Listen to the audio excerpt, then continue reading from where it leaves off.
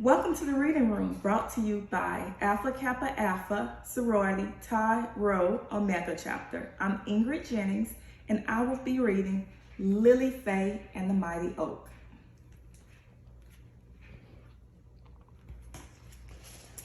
One hot, bright, sunny day, Lily Faye sat on her lily pad and wondered, what am I going to do today?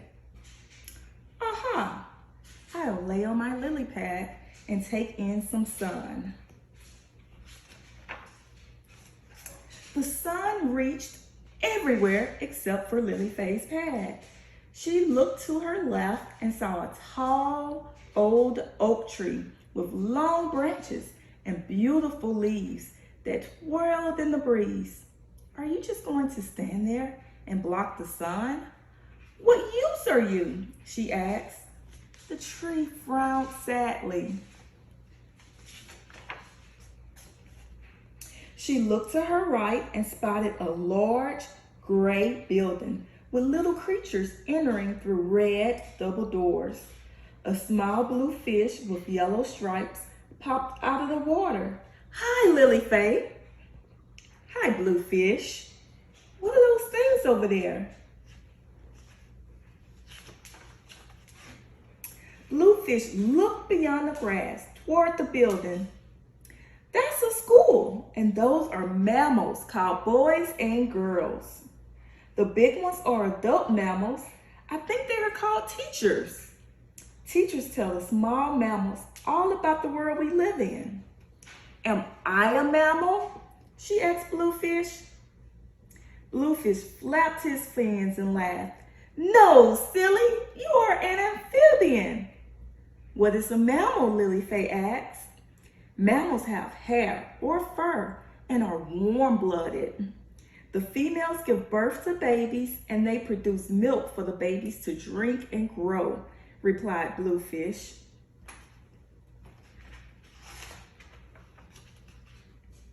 Leaping from one lily pad to another, Lily Faye wanted a closer look at those boys and girls.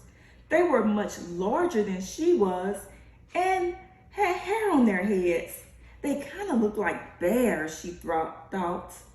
She jumped up onto a windowsill to watch them. Through the window, she could see the boys and girls sitting in chairs facing a large whiteboard. In front of the board was a big mammal. It looked like a giant compared to Lily Faye. That must be their teacher, Lily Faye thought. The teacher had a poster of a tall oak tree.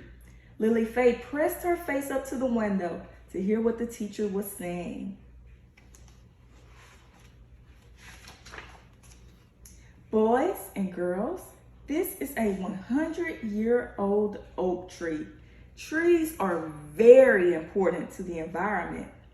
Yeah, right. All they do is block the sun, Lily Faye murmured. Without trees, life couldn't exist, said the teacher. Huh? Lily Faye thought. Trees take in a gas called carbon dioxide.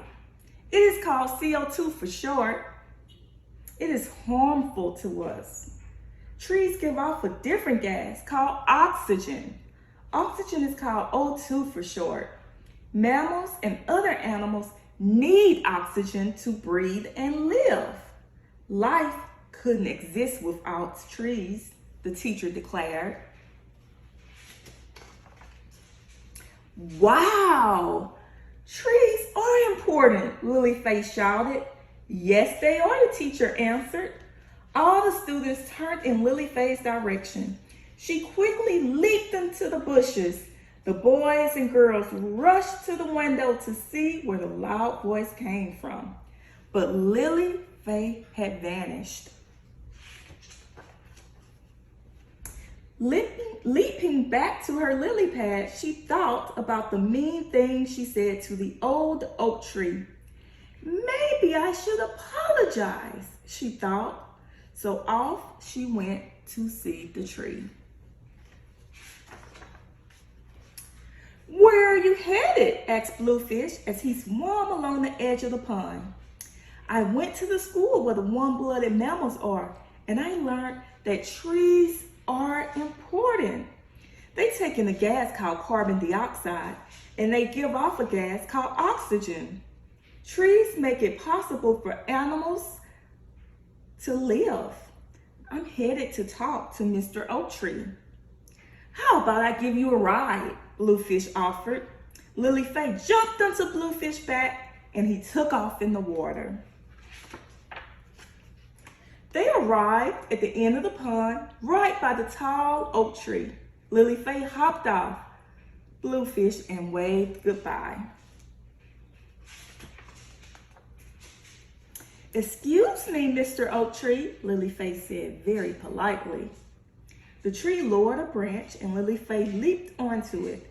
Mr. Oak Tree, I am sorry for saying you are not useful. You are very important to the environment. Thank you for supplying the world with oxygen. Lily Faye smiled. You are welcome, said the tree as he smiled back. Lily Faye jumped down and hugged the old oak tree with all her love.